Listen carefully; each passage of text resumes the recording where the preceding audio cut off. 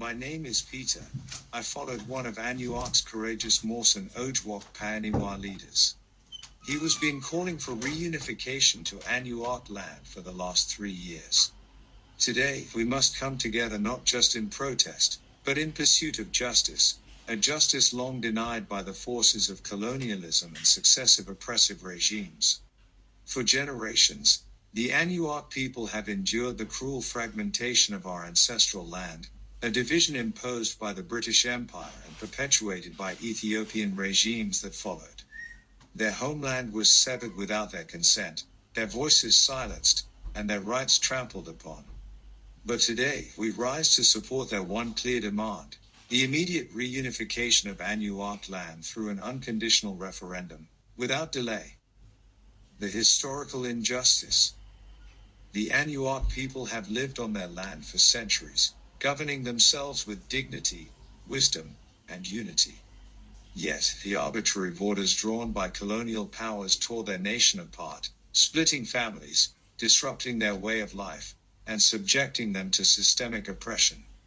The British Empire, in its reckless scramble for Africa, divided people between Ethiopia and Sudan, ignoring their sovereignty.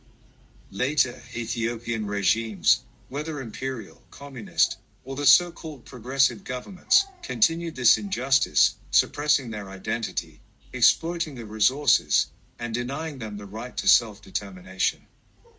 The call for reunification. They are not seeking power. They are demanding what is rightfully theirs. The Anuak land belongs to the Anuak people, and only them have the right to decide their future.